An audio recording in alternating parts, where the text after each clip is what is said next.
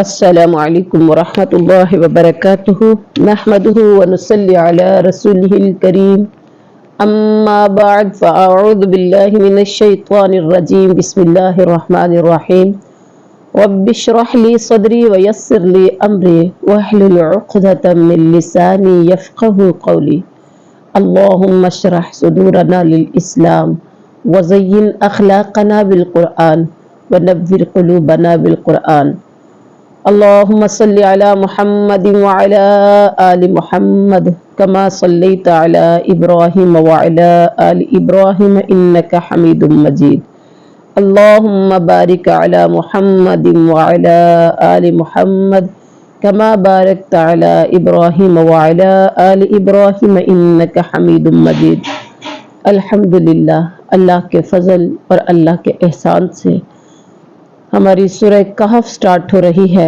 16ویں سپارے کی۔ الحمدللہ بڑی کامیابی کے ساتھ ہمارا یہ سفر جاری و ساری ہے۔ اللہ رب العزت سے دعا ہے کہ وہ ہمیں یہ اپنا سفر پایا تکمیل تک پہنچانے کی توفیق عطا فرمائے اور ہمارے لیے آسانیاں پیدا کر دے۔ مولا کریم جتنے بھی اس قرآن پاک کے سفر میں شامل ہیں، اللہ سب کے لیے آسانیاں پیدا فرما، سب کے لیے مشکلات کو آسان فرما، سب کی تکلیفوں کو، دکھوں کو خوشیوں میں، آسانیوں میں تبدیل فرما، اور اللہ اس قرآن کی برکت سے جو شادی شدہ ہیں، جن کے بچے ہیں، جو بچوں والے ہیں، اللہ ان کے بچوں کو نیک بنا دے، اور جو خود اولاد ہیں ابھی، یا اللہ ان کو اپنے ماں باپ کی آنکھوں کی ٹھنڈک، اپنے ماں باپ کا فرما بردار اور اپنے ماں باپ کا تابع دار بنا دے۔ رب ارحمہما کما ربیانا صغیرا رب ارحمہما کما ربیانا صغیرا۔ سورۃ مریم مکیہ، یہ سورہ مریم مکی ہے۔ بسم اللہ الرحمن الرحیم، شروع اللہ کے نام سے جو بڑا مہربان نہایت رحم والا ہے۔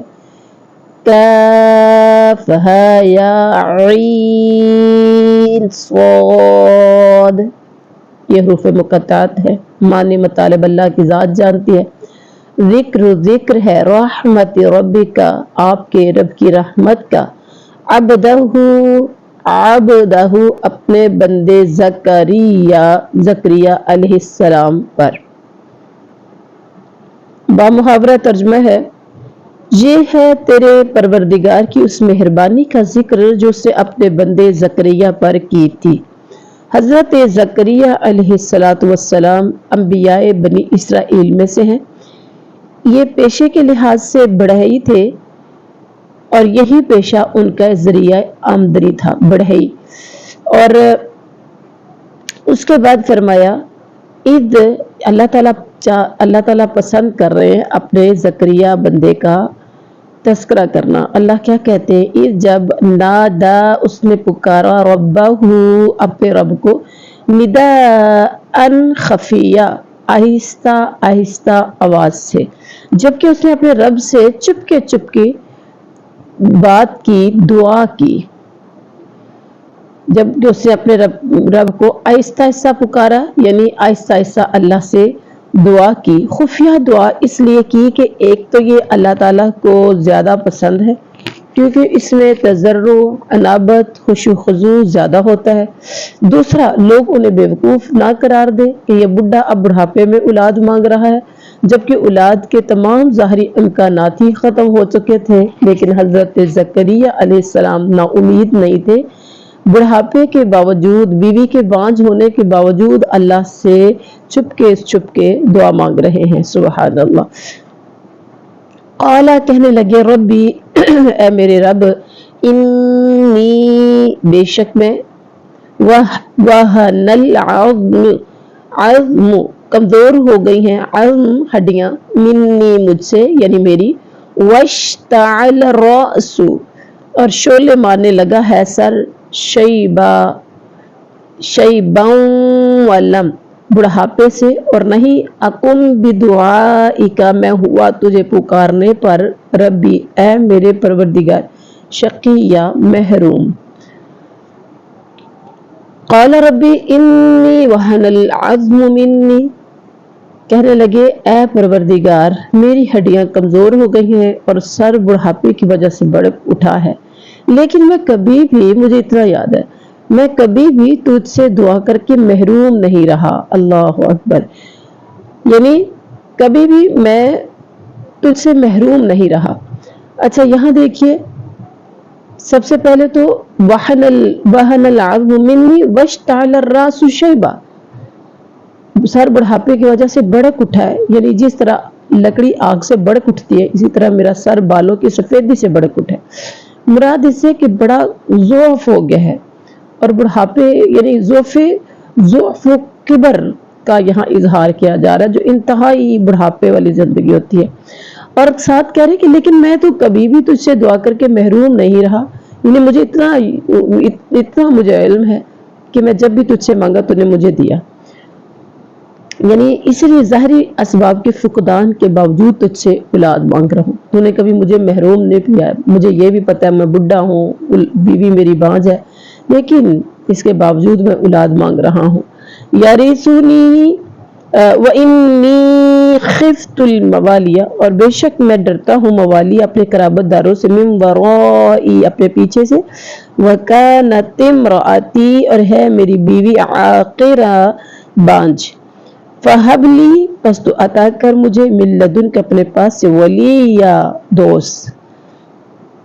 کیا کہہ رہے ہیں؟ وانی خفت الموالیہ، مجھے اپنے مرنے کے بعد اپنے قرابت والوں کا ڈر ہے، میری بیوی بھی بانجھ ہے، پس تو مجھے اپنے پاس سے وارث عطا فرما۔ اچھا یہاں دیکھیے کہ مجھے اپنے وارثوں سے ڈر لگتا ہے، کس چیز کا ڈر تھا؟ مراد اس ڈر سے یہ ہے کہ اگر میرا کوئی وارث میری مسند و واز اور ارشاد نہیں سنبھالے گا تو میرے قرابت داروں میں تو اور کوئی مسند کا اہل ہی نہیں ہے، نتیجہ میرے قرابت دار بھی تیرے راستے سے انحراف۔ فہب لی من لدنک ولیہ، مجھے اپنے پاس سے ولی عطا فرما، مجھے اپنے پاس سے کوئی ولیش یعنی وارث عطا فرما، اور بیوی میری بانجھ ہے لہذا مجھے وارث چاہیے۔ اب یہاں سے یہ بھی پتہ چلتا ہے کہ ولی کی یا وارث کی ہر بندے کو ضرورت ہوتی ہے۔ دعا کیجئے اللہ تعالیٰ جن کے پاس وارث نہیں ہے اللہ تعالیٰ ان کو اپنی خاص رحمت سے نیک وارث عطا فرما، اور جن کو دے دیے ہیں اللہ ان کو نیک بنا، اللہ ان کے حال پہ رحم فرما۔ اور حضرت زکریا علیہ السلام بھی اللہ تعالیٰ سے وارث مانگ رہے ہیں۔ یریثنی، وہ وارث بنے میرا، ویریث اور وارث بنے من آل یعقوب، آل یعقوب کا، وجعلہ اور بنا دے اسے ربی اے میرے رب رضیہ پسندیدہ۔ دیکھیے کتنی خوبصورت دعا مانگ رہے، کہتے ہیں یا اللہ جو میرا بھی وارث ہو اور یعقوب علیہ السلام کے خاندان کا بھی وارث ہو، اور اے میرے رب تو اسے مقبول بندہ بنا لے۔ اللہ سے جب اولاد مانگنی ہے تو اس طرح سے دعائیں مانگنی ہے، اللہ تعالیٰ سے نیک اولاد مانگنی ہے، اچھی اولاد مانگنی ہے۔ یا زکریا، ادھر سے دعا کی ادھر سے اللہ نے قبول کر لی۔ یقیناً کیا آپ کے خیال میں کہ ساری زندگی حضرت زکریا دعا نہیں مانگتے تھے؟ نہیں، حضرت زکریا نے ساری زندگی دعا مانگی ہوگی، لیکن اس وقت وہ کہتے ہیں جب دل سے نکلتی ہے تو اثر رکھتی ہے، اور اس وقت انہیں بہت زیادہ شدت سے وارث کی کمی محسوس ہو رہی تھی، تو اس وقت جب اللہ نے سے دعا کی تو اللہ نے قبول فرما لی۔ اور جیسے ہی بھی دعائیں تین طرح کی ہوتی ہے، ایک دعا وہ فوراً قبول ہو جاتی ہے، ایک وہ دعا ہوتی ہے جو تھوڑا سا لیٹ دعا قبول ہوتی ہے، اور ایک وہ دعا ہوتی ہے جو بالکل بھی قبول نہیں ہوتی۔ ٹھیک ہے، تو یہ دیر آئی ہے درست آئی ہے۔ یا زکریا، اے زکریا، انا بے شک نبشرک، ہم خوشخبری دیتے ہیں آپ کو، بغلام اسمہ، ایک لڑکے کی کہ اس کا نام یحییٰ ہے، لم نجعل لہ، نہیں ہم نے بنایا اس کا، من قبل اس سے پہلے، سمیہ کوئی ہم نام۔ اللہ اکبر، یہاں تو اللہ اتنا ہی مہربان ہو گیا کہ میرا بیٹا بھی دے دیا اور ساتھ بیٹے کا نام بھی دے دیا۔ کہا اے زکریا ہم تجھے ایک بچے کی خوشخبری دیتے ہیں جس کا نام یحییٰ ہے، ہم نے اس سے پہلے اس کا ہم نام بھی کسی کو نہیں کیا۔ سبحان اللہ۔ آج بھی جب ہم اپنے بچوں کے نام رکھتے ہیں تو سوچ یہ ہوتی ہے کہ کوئی ڈفرینٹ نام ہونا چاہیے، اور ایسا نام ہونا چاہیے جو بالکل یونیک ہو، جس جو کسی نے نام نہ رکھا ہو۔ سبحان اللہ۔ تو زکریا کو جو اللہ نے بیٹا دیا، کہا اس کا ہم نام بھی ہم نے کسی کو نہیں کیا، ہم بیٹا بھی دے رہے ہیں، اس کا نام بھی دے رہے ہیں۔ سبحان اللہ۔ قال ربی انا یکون لی، پہلے دعا مانگ رہے تھے، بیٹے کی خوشخبری سنی تو ساتھ ہی کہا اے میرے رب، یہ انسان ہے، اللہ اکبر، اے میرے رب انا یکون لی، کیسے ہوگا میرے لیے، غلام کانت امراتی، کوئی لڑکا، اس حال میں کہ ہے میری بیوی عاقرن بانجھ، وقد بلغت، اور یقیناً میں پہنچ چکا ہوں، من الکبر، بڑھاپے سے، اور عتیہ، انتہا کو میں پہنچ چکا ہوں۔ زکریا علیہ السلام کہنے لگے میرے رب، میرے ہاں لڑکا کیسے ہوگا جبکہ میری بیوی بانجھ اور میں خود بڑھاپے کے انتہائی ضعف کو پہنچ چکا ہوں۔ عاقر ہے نا یہاں پر، یہ دیکھیے وَكَانَتِ امْرَأَتِي عَاقِرَةً، اور میری بیوی بانجھ ہے۔ عاقر اس عورت کو بھی کہتے ہیں جو بڑھاپے کی وجہ سے اولاد جننے کی صلاحیت سے محروم ہو چکی ہو، اور اس کو بھی کہتے ہیں جو شروع سے ہی بانجھ ہو۔ یہاں یہ دوسرے معنی میں ہے۔ کون سے معنی؟ شروع سے ہی وہ بانجھ تھی، جیسے جو لکڑی سوکھ جائے اسے عتیہ کہتے ہیں۔ وَقَدْ بَلَغْتُ مِنَ الْكِبَرِ عِتِّيًّا، اور میں بھی بڑھاپے کو پہنچ چکا ہوں۔ تو یہاں عتیہ انتہا کو، مطلب جیسے لکڑی سوکھ جاتی ہے بالکل ہی، ایسے میں بھی بڑھاپے کو بالکل ہی پہنچ چکا ہوں۔ اللہ اکبر۔ مراد بڑھاپے کا آخری درجہ ہے جس میں ہڈیاں اکڑ جاتی ہیں، سوکھ جاتی ہیں، گوشت ختم ہو جاتا ہے۔ مطلب یہ کہ میری بیوی تو جوانی سے ہی بانجھ ہے اور میں بڑھاپے کے آخری یعنی انتہائی آخری درجے پر ہوں۔ اب اولاد کیسے ممکن ہوگی؟ اچھا، دعا کرتے ہوئے نہیں پتہ چلا تھا کہ میں یعنی بڑھاپے کے انتہا کو پہنچ چکا ہوں اور بیوی بانجھ ہے، انسان ہے۔ اللہ اکبر۔ اب ایسے جیسے یقین نہیں آ رہا تھا۔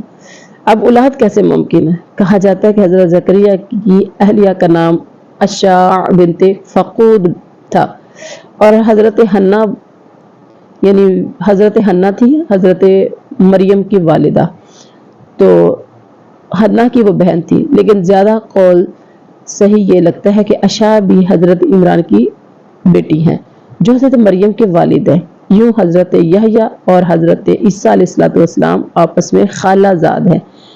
صحیح حدیث سے بھی اس کی تائید ملتی ہے۔ اور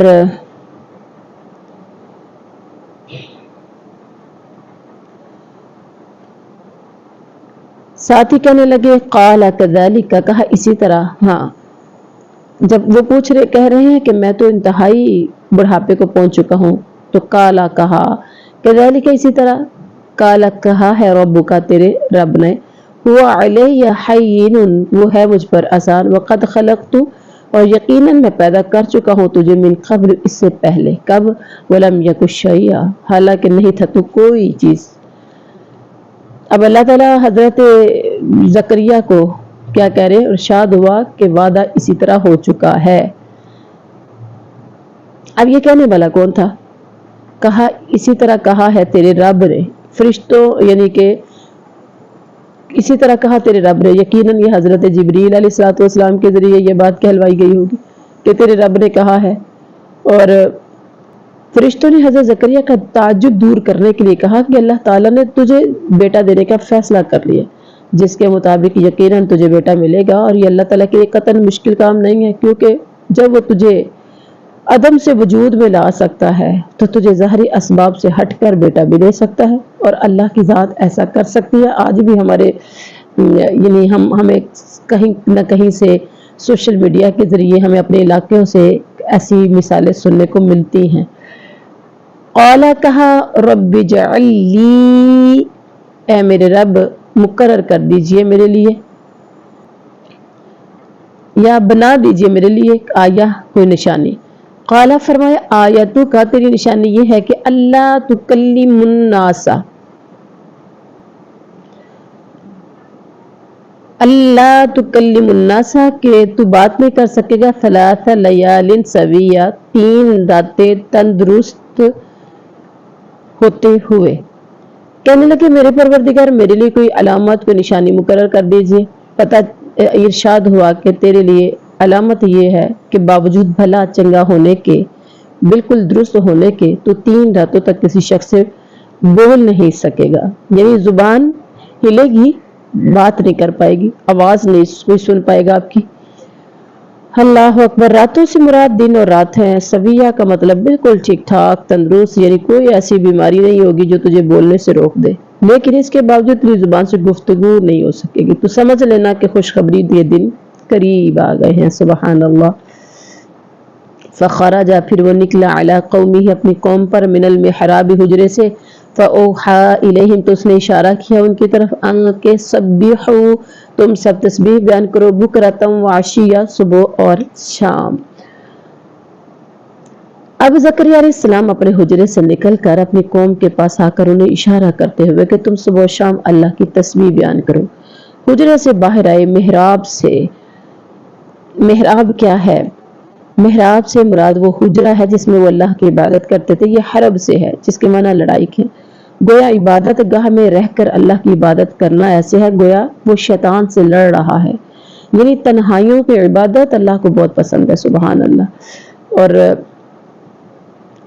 تنہائی میں انسان عبادت کرتا ہے ریاکاری سے بچ جاتا ہے دکھاوے سے بچ جاتا ہے اور صرف توجہ اللہ کی طرف رہتی ہے. تو یہ محراب تھا جو جہاں اللہ تعالیٰ کی عبادت کرتے تھے. تو اللہ تعالیٰ نے کہا کہ جب وہ نکلے تو اشارہ کر رہے تھے کہ تم صبح و شام اللہ کی تسبیح بیان کرو. یعنی صبح شام اللہ کی تسبیح سے مراد عصر اور فجر کی نماز ہے. یا یہ مطلب ہے کہ ان 2 وقتوں میں اللہ کی تسبیح و تحمید اور تنزیہ کا خصوصی اہتمام کیا کرو. تو ہمیں بھی صبح و شام کے اذکار پڑھنے چاہیے.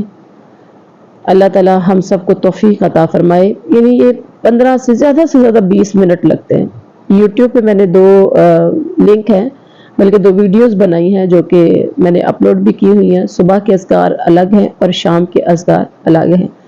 تو آپ سب اپنے گھروں میں صبح و شام ضرور سن لیا کریں. جس کو یاد نہیں ہے ہم لاپرواہی کرتے ہیں. اور آپ یہ دیکھیں کہ جس نے صبح کے اذکار یا شام کے اذکار جس نے کر لیے سمجھیں کہ اس نے اپنے آپ کو محفوظ اور مضبوط قلعے میں اپنے آپ کو بند کر لیا اپنے آپ کو محفوظ کر لیا بہت مضبوط قلعے میں.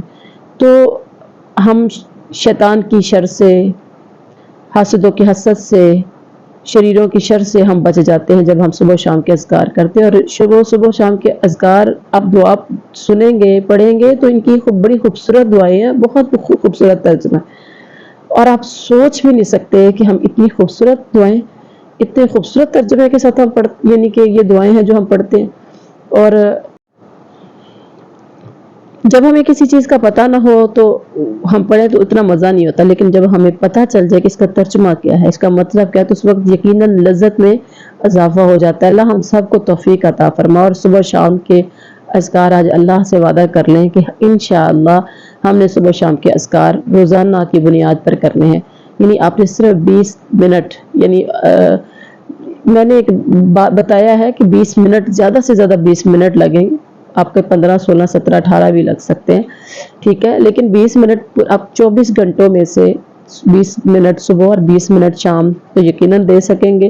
اور اگر دیں گے تو آپ دیکھیے گا کہ اس کا آپ کو کتنا سکون ملتا اور آپ کو کتنی اللہ تعالیٰ کی طرف سے رحمت کا آپ پر نزول ہوتا.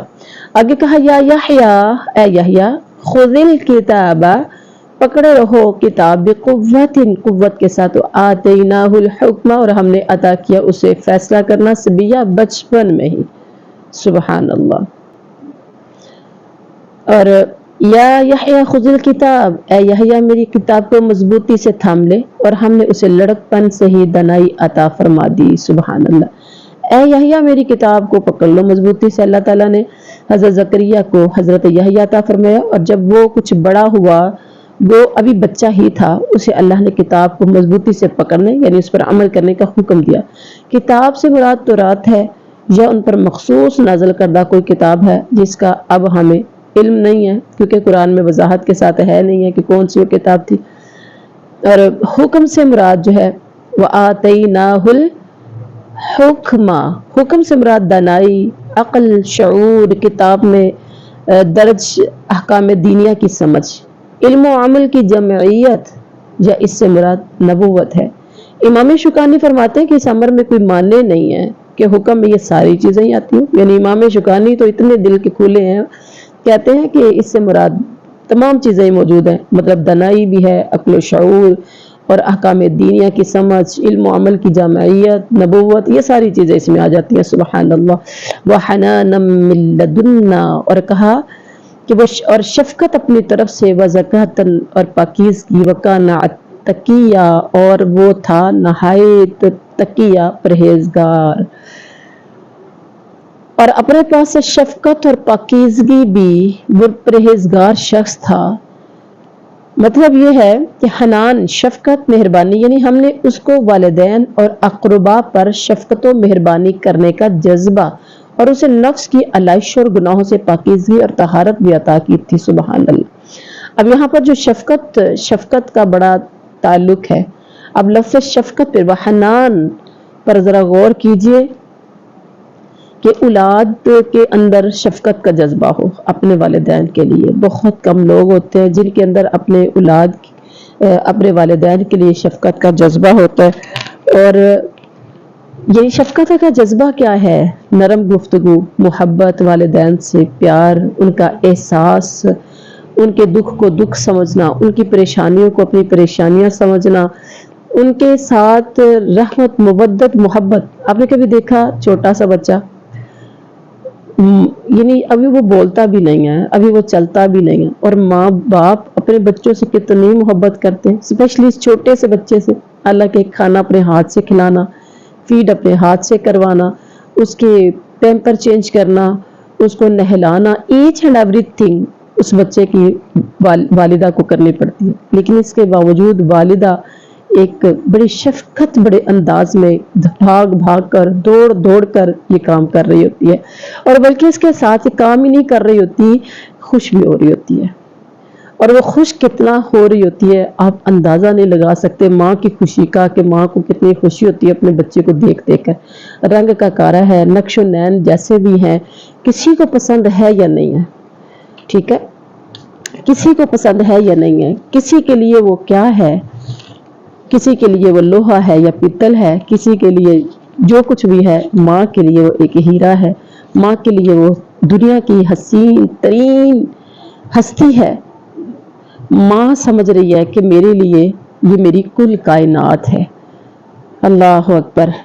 تو اب یہی بچہ بڑا ہو تو جیسے ماں کی شفقت، ماں کی محبت، ماں کا پیار ہے، اور یہی شفقت، محبت، پیار کا جذبہ بچے کے اندر ہو، تو یقین جانیے ان والدین کی یہ دنیا جنت ہے۔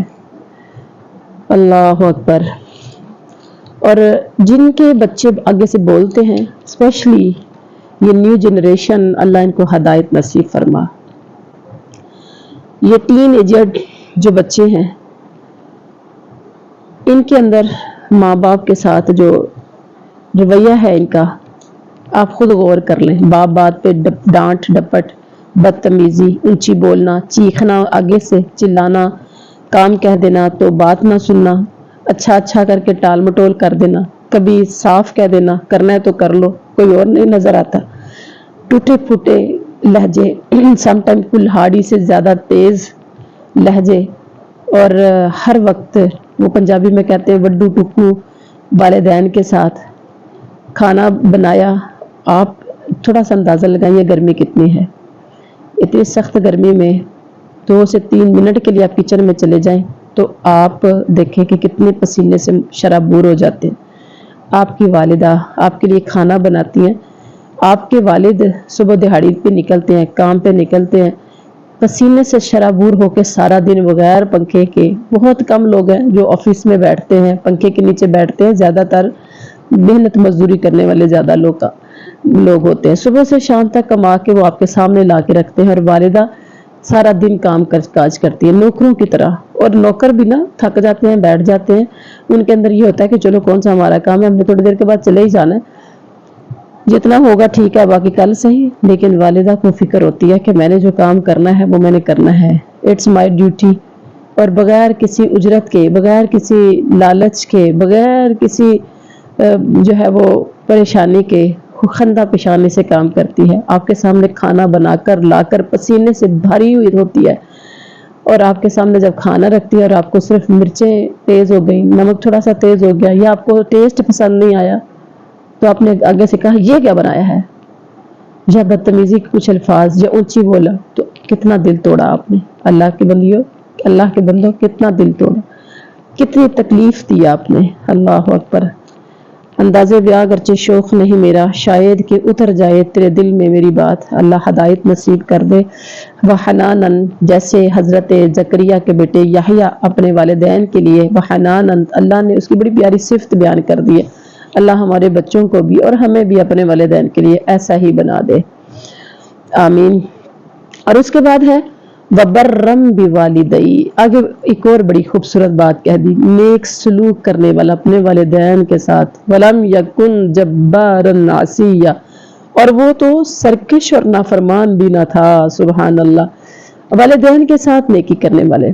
آج والدین کے ساتھ نیکی تو دور کی بات ہے، یعنی آج دوست کی امی کو ماں جی اور اپنی ماں کو کچھ بھی نہیں. آج ہمسائے کو ماں جی اور اپنی ماں کو کچھ بھی نہیں.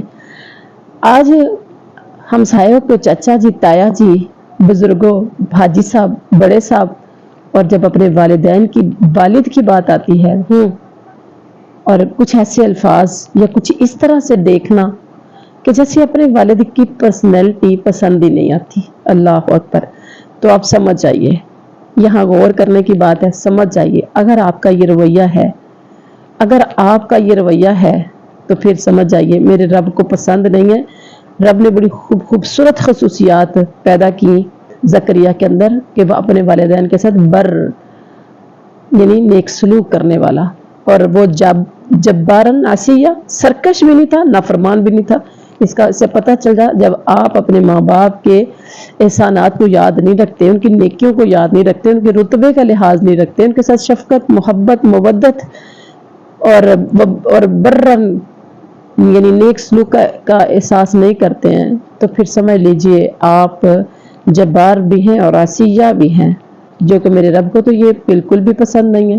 آج سے توبہ طائب ہو جائیے. آج سے اللہ سے معافی مانگ لیجئے کہ یا اللہ جو ہو چکا سو ہو چکا. ہمیشہ کوشش کیجئے اپنی زبان کو دانتوں کے نیچے دبا لیجئے.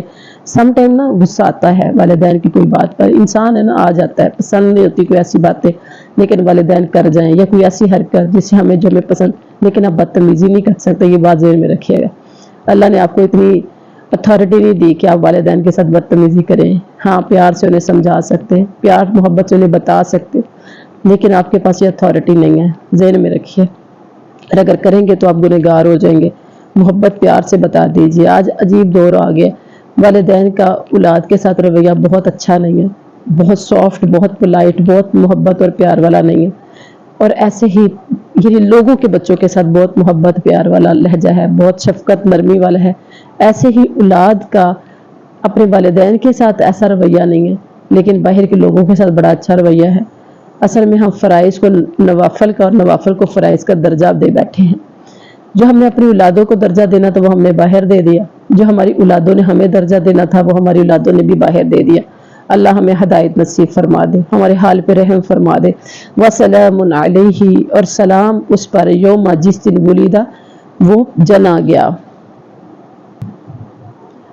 ویوم یموت، اور جس دن وہ مرے گا، ویوم یبعث، اور جس دن وہ اٹھایا جائے گا، حیا، زندہ کر کے. وسلام علیہ یوم ولیدہ، اس پر سلام ہے جس دن وہ پیدا ہوا، حضرت یحییٰ، اور جس دن وہ مرے اور جس دن وہ زندہ کر کے اٹھایا جائے. سبحان اللہ. اللہ اکبر. 3 مواقع انسان کے لیے سخت وحشت ناک ہوتے ہیں. جب انسان رحم مادر سے باہر آتا ہے سخت وحشت ناک ہوتا ہے، جب موت کا شکنجہ اسے اپنی گرفت میں لیتا ہے، اور نمبر 3 جب اسے قبر سے زندہ کر کے اٹھایا جائے گا تو وہ اپنے آپ کو میدان محشر کی ہولناکیوں میں گھرا ہوا پائے گا. جب قبر سے اٹھایا جائے گا۔ اللہ تعالیٰ نے فرمایا ان تینوں جگہوں میں اس کے لیے ہماری طرف سے سلامتی اور امان ہے۔ اور یہ والی صفات اگر آپ اپنے اندر پیدا کر لیں تو حضرت یحییٰ کے ساتھ ساتھ آپ پر بھی انشاءاللہ اللہ مہربان ہوگا۔ بعض اہل بدعت اس آیت میں یوم ولادت پر عید میلاد کا جواز ثابت کرتے ہیں، لیکن کوئی ان سے پوچھے تو پھر یوم وفات پر یعنی عید وفات یا عید ممات بھی منانا بھی منافی ضروری ہے، یعنی کہ عید ممات بھی منانی ضروری ہے، کیونکہ جس طرح یوم ولادت کے لیے سلام ہے یوم وفات کے لیے بھی سلام ہے۔ اگر محض لفظ سلام سے عید میلاد کا اثبات ممکن ہے تو پھر اسی لفظ سے عید وفات کا بھی تو اثبات ہوتا ہے، لیکن یہاں وفات کی عید تو کجا، سرے سے وفات و ممات ہی کا انکار ہے، یعنی وفات نبوی صلی اللہ علیہ وسلم کا انکار کر کے نص قرآنی کا تو انکار کرتے ہیں، خود اپنے استدلال کی روح سے بھی آیت کے جز کو تو مانتے ہیں، اور اسی آیت کے دوسرے جز کو انہی کے استدلال کی روشنی میں جو ثابت ہوتا ہے کہ افتؤمنون ببعض الکتاب وتکفرون ببعض، آپ نے سورہ بقرہ میں پڑھا تھا، کیا بعض احکامات پر ایمان رکھتے اور بعض کے ساتھ کفر کرتے ہیں؟ تو پھر ایسا نہیں ہے، یقیناً ایسا ہے۔ وَاذْكُرْ فِي الْكِتَابِ مریم، اب تصویر کا رخ چینج کیجئے، زکریا کا ختم ہوا قصہ اور مریم کا شروع ہوا۔ اِذِ انتبذت، جب وہ الگ ہوئی، من اہلیہا، اپنے گھر والوں سے، مکاناً، ایک جگہ میں، شرقیہ، مشرقی جانب۔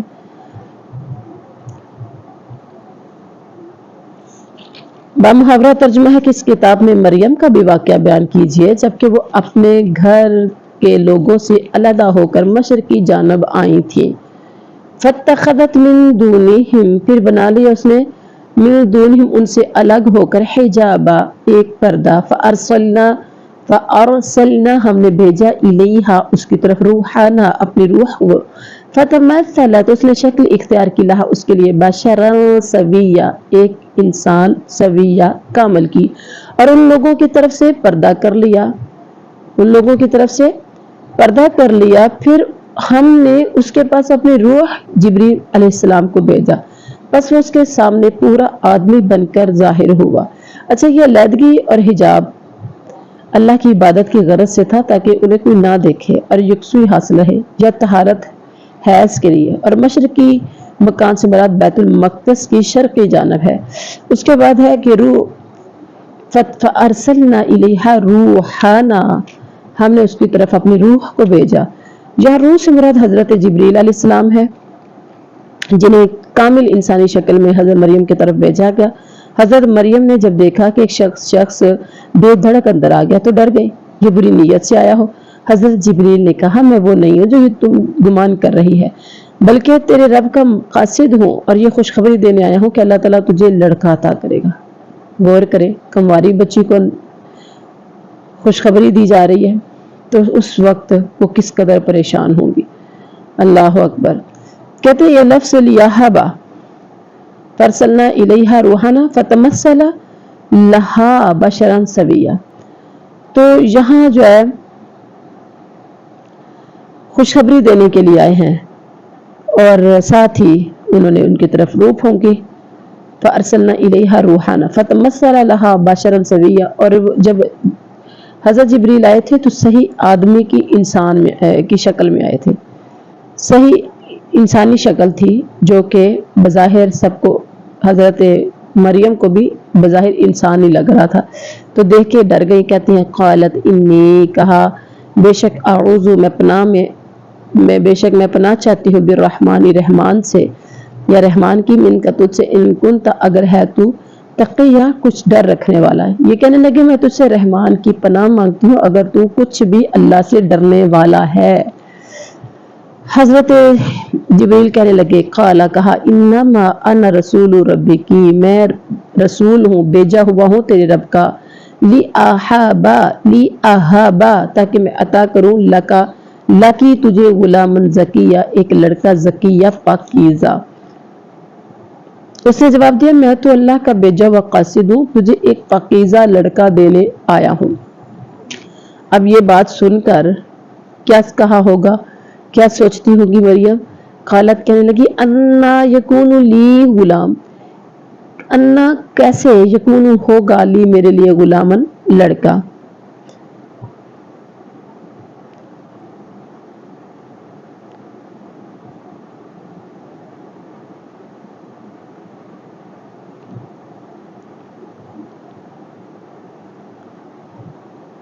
ولم یمسسنی اور نہیں چھوا مجھے، بشرن کسی بشر نے، ولم اکو بغیہ اور میں تو بدکار بھی نہیں ہوں. انسان کو اپنے آپ کا پتہ ہوتا ہے کہ میں کیسا ہوں.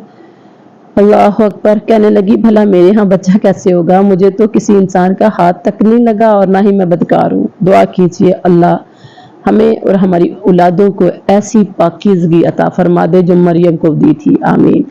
قالا کہا، کذالک اسی طرح، قالا کہا ہے، ربو کی تیرے رب نے، وعلی حین وہ ہے مجھ پر آسان، وَلِنَجْعَلَهُ تاکہ ہم اسے بنا دے، آیۃ للناس نشانی لوگوں کے لیے، وَرَحْمَةً مِنَّا اور رحمت اپنی طرف سے، وَكَانَ أَمْرًا مَقْضِيًّا اور ہے معاملہ مقضیہ طے شدہ.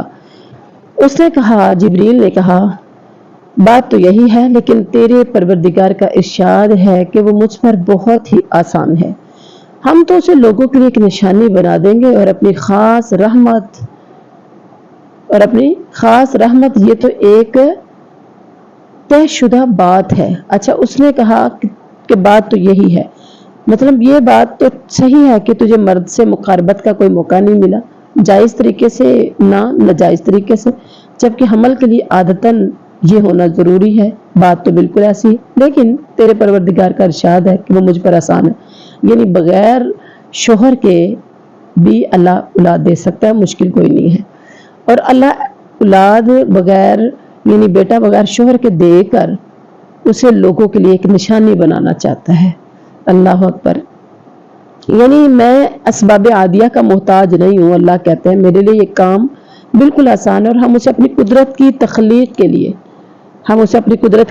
لیے نشانی بنانا چاہتے ہیں. اس سے قبل ہم نے تمہارے باپ آدم کو مرد اور عورت کے بغیر، اور اب تمہاری ماں حوا کو صرف مرد سے پیدا کیا. اب عیسیٰ علیہ السلام کو پیدا کر کے چوتھی شکل میں بھی پیدا کرنے پر اپنی قدرت کا اظہار کرنا چاہتے ہیں، اور وہ ہے صرف عورت کے بطن سے بغیر مرد کے پیدا کر دینا. ہم تخلیق کی چاروں صورتوں پر قادر ہیں، جو چاہیں جب چاہیں جیسے چاہیں جس وقت چاہیں کر سکتے ہیں. فحملتہ تو وہ حاملہ ہو گئی اس سے، فانتبست پھر وہ الگ ہو گئی، بھی اس کو لے کر مکاناً قصیہ ایک دور جگہ چلی گئی. وہ حمل سے ہو گئی اور اسی وجہ سے وہ یکسو ہو کر ایک دور کی جگہ چلی گئی تاکہ کوئی نہ دیکھے اور نہ باتیں کرے.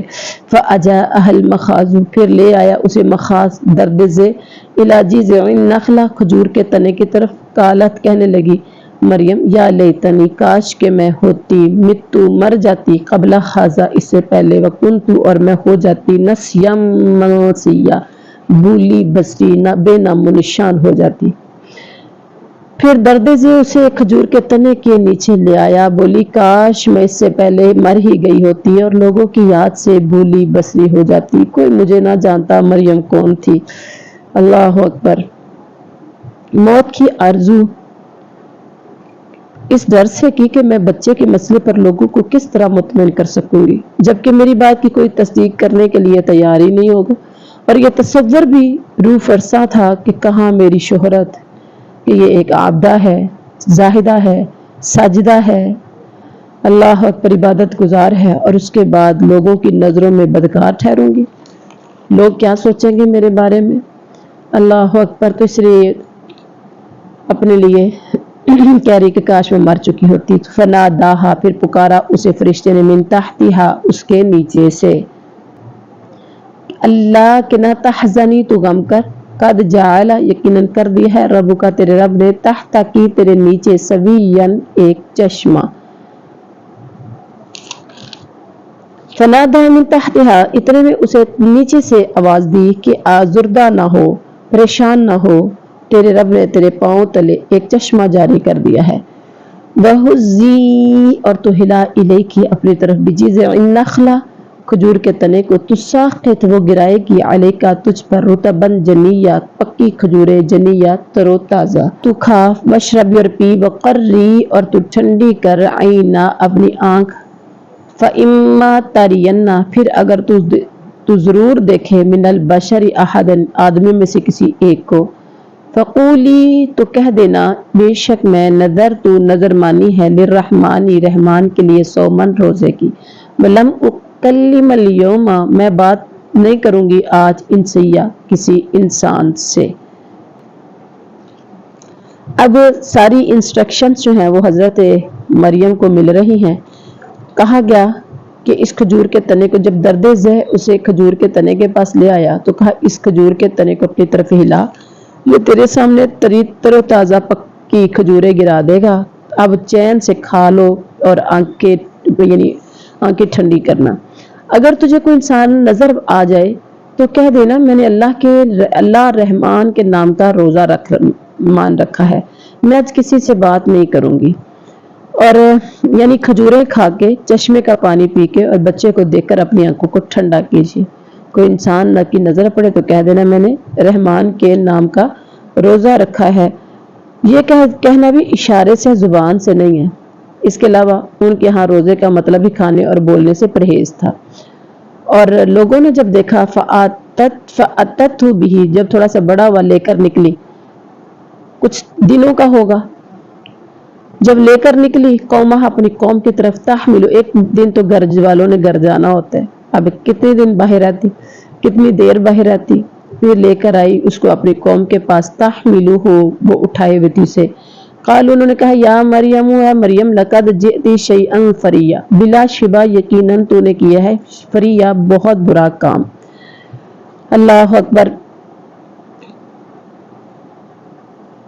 اب حضرت عیسیٰ علیہ السلام کو لیے ہوئے اپنی قوم کے پاس آئیں، سب کہنے لگے دیکھ کر مریم تو نے بڑی بری حرکت کی ہے، یا اخت ہارون، اے ہارون کی بہن، ماں کانا نہیں تھا ابو کی امرأ سوء، تیرا باپ برا آدمی، وما کانت اور نہیں تھی امو کی تیری ماں بغی یا بدکار، یعنی اے ہارون کی بہن نہ تیرا باپ برا آدمی تھا اور نہ تیری ماں بدکار تھی۔ اللہ اکبر۔ ہارون سے مراد ممکن ہے ان کا کوئی عینی یا الاتی بھائی ہو، یہ بھی ممکن ہے کہ ہارون سے مراد ہارون جو حضرت موسیٰ علیہ السلام کے بردر تھے وہ ہوں، اور عربوں کی طرح ان کی نسبت اخوت ہارون کی طرف پڑ گئی ہو، جبکہ اللہ تعالیٰ بہتر جانتے ہیں۔ اور پھر یہ کہتے ہیں کہ یا پھر یہ بھی ہو سکتا ہے کہ تقوی، پرہیزگاری، عبادت میں حضرت ہارون کی طرح انہیں سمجھتے ہوں، انہیں مشابت میں اخت ہارون کہا ہو، جیسے وہ نیک تھا ویسے تو نیک تھی، اب کیا ہوا، اس کی مثالیں قرآن مجید میں بھی موجود ہیں، کیسا بھی ہوتا ہے۔ فاشارت، تو اس نے اشارہ کیا الہی، اس کی طرف، قالوا انہوں نے کہا کیف نکلم، کیسے ہم کلام کریں، من کانا جو ہو فی المہدی گود میں، صبیًا بچہ۔ جب حضرت مریم نے اشارہ حضرت عیسیٰ کی طرف کیا تو کہنے لگے لو بلا ہم گود کے بچے سے باتیں کیسے کریں۔ اب اتنی بات کہی تو حضرت عیسیٰ سے اللہ نے کہا بول میرے عیسیٰ۔ عیسیٰ کہنے لگے انی عبد اللہ، بے شک میں اللہ کا بندہ ہوں، آتانی الکتاب، اس نے دی ہے مجھے کتاب، وجعلنی نبیہ، اور بنایا ہے اس نے مجھے نبی۔ سبحان اللہ، چھوٹا سا دودھ پیتا بچہ کہہ رہا ہے کہ میں اللہ کا بندہ ہوں، اس نے مجھے کتاب عطا کی اور مجھے اپنا پیغمبر بنایا ہے۔ سبحان اللہ، یعنی قضاء و قدر ہی میں اللہ تعالیٰ نے میرے لیے فیصلہ کیا ہوا ہے کہ وہ مجھے کتاب اور نبوت سے نوازے گا۔ پھر وجعلنی مبارکن، اور مجھے بنایا اس نے بابرکت، اینما کنت، میں جہاں کہیں بھی ہوں گا، واوصانی، اور اس نے مجھے وصیت کی ہے، بالصلاۃ، نماز کی، والزکاۃ، اور زکات کی، ما دمت، جب تک میں رہوں، حیا، زندہ، اور اس نے مجھے بابرکت کیا ہے جہاں بھی میں ہوں، اور اس نے مجھے نماز اور زکات کا حکم دیا ہے جب تک بھی میں زندہ رہوں۔ سبحان اللہ، اس نے مجھے بابرکت بنایا ہے۔ یقین جانیے اولاد اگر نیک ہو تو وہ اولاد بابرکت ہوتی ہے۔ اب حضرت عیسیٰ ماں کے لیے، لوگوں کے لیے بابرکت، کہنے لگے میں جہاں بھی ہوں، اس نے مجھے نماز اور زکات کا حکم دیا، اللہ ہماری اولادوں کو بھی نماز اور زکات کا پابند بنا دے۔ اللہ اکبر۔ اللہ تعالیٰ کے دین میں ثابت قدم یا ہر چیز میں زیادتی، علو اور کامیابی میرا مقدر ہے، یا لوگوں کے لیے نافع، معلم یا خیر اور معروف کام کا حکم دینے والا، برائی سے روکنے والا، ایسے یہ ساری خوبیاں جب ہوں گی تو اس کو کہیں گے باب برکت۔ اور اس کے بعد ہے وبرم بوالدتی، نیکی کرنے والا اپنی والدہ کے ساتھ۔ یہ الفاظ بول رہے ہیں حضرت عیسیٰ کب؟ جب ماں کی گود میں تھے، لوگوں کے سامنے کہنے لگے ہیں کہ نیکی کرنے والا اپنی والدہ کے ساتھ۔ پتہ چلا کہ والدین بولتے تو ماں اور باپ دونوں آ جانا تھا، لیکن یہاں پر والدتی بولا۔ وَلَمْ يَجْعَلْنِي، اور نہیں بنایا اس نے مجھے جباراً سرکش، شقیہ بدبخت، اور اس نے مجھے اپنی والدہ کی خدمت گزار بنایا ہے، اور مجھے سرکش اور بدبخت نہیں گزار بنایا۔ یقیناً اگر کوئی ایسا ولد الزنا بچہ ہوتا تو اتنا کچھ بولتا تو نہ۔ صرف والدہ کے ساتھ حسن سلوک کے ذکر سے بھی پتہ چلا کہ عیسیٰ کی ولادت بغیر باپ کے ہوئی اور ایک اعجازی شان کی یہ حامل ہے، ورنہ حضرت عیسیٰ کی بھی الاسلام بھی حضرت یحییٰ کی طرح برم بوالدی، ماں باپ کے ساتھ سلوک کرنے والا کہتے، یہ نہ کہتے کہ میں ماں کے ساتھ حسن سلوک کرنے والا ہوں، جیسا کہ حضرت عیسیٰ کہہ رہے ہیں۔ اور اس کے بعد کیا ہے؟ ذالک، ہاں ساتھ ہی کہا کہ وہ سرکش اور بدبخت بھی نہیں ہے۔ اس کا مطلب جو ماں باپ کا خدمت گزار اور اطاعت شعار ہوتا ہے، اس کی فطرت میں سرکشی اور قسمت میں بدبختی، یعنی جو ماں باپ کا خدمت گزار اور اطاعت گزار نہیں ہوتا، اس کی فطرت میں سرکشی اور قسمت میں بدبختی لکھی ہوتی ہے۔ جب حضرت عیسیٰ نے اب ساری گفتگو ماضی کے صیغوں میں کی ہے، حالانکہ ان تمام باتوں کا تعلق مستقبل سے تھا، کیونکہ ابھی تو وہ شیرخوار بچے تھے۔ یہ اس لیے کہ اللہ کی تقدیر کے ایسے اٹل فیصلے تھے، اور جو اللہ کی تقدیر کے اٹل فیصلے ہوتے ہیں وہ پورے ہو کر ہی رہتے ہیں، ٹھیک ہے۔ ان کا وقوع اسی طرح یقینی ہوتا جس طرح ماضی کے گزرے ہوئے واقعات شک و شبہ سے بالا تر ہوتے ہیں، یعنی ماضی میں جو بات گزر گئی اس میں کوئی شک تو نہیں رہتا نا، آپ بتاتے ہوئے کہتے ہیں کہ ایسا ہوا ایسا ہوا۔ اب مستقبل میں ہونے کے لیے جو ہے وہ بھی شک و شبہ سے بالکل خالی۔ اور اس کے بعد فرمایا والسلام علیہ، اور سلام ہے مجھ پر، یوم جس دن ولدت مجھے جنا گیا، و یوم جس دن اموت میں مروں گا، و یوم ابعث، اور جس دن میں ابعث حیا زندہ کر کے اٹھایا جاؤں گا۔ فرمایا مجھ پر میری پیدائش کے دن اور میری موت کے دن اور جس دن کے میں زندہ دوبارہ کھڑا کیا جاؤں گا سلام ہی سلام ہے۔ سبحان اللہ۔ ذالک،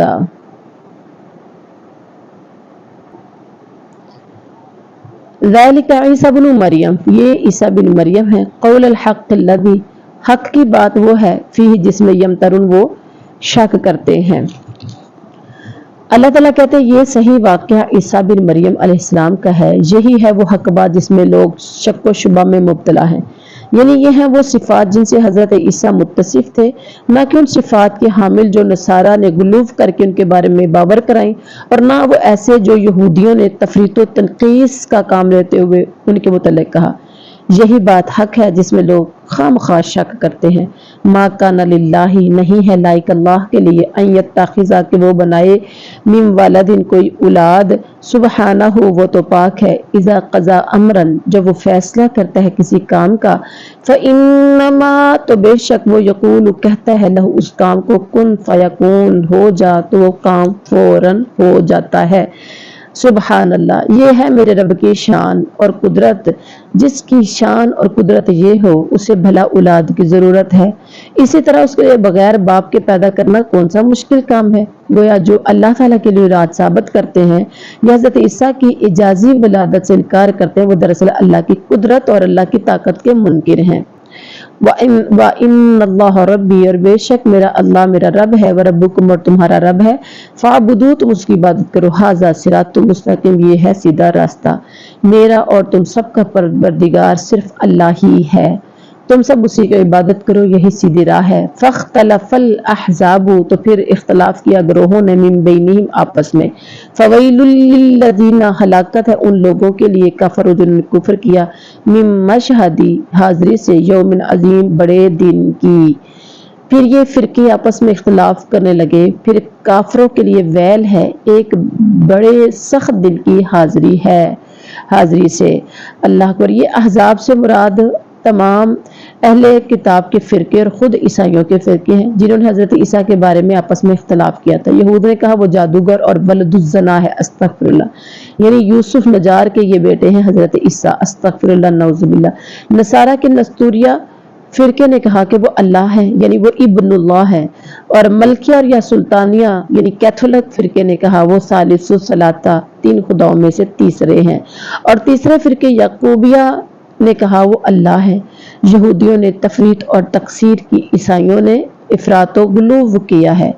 اسمع بہم، کس قدر وہ سب سننے والے ہوں گے، وہ ابصر، اور کس قدر وہ دیکھنے والے، یوم جس دن یاتوننا، وہ آئیں گے ہمارے پاس، لیکن الظالمون اليوم، لیکن ظالم لوگ آج کے دن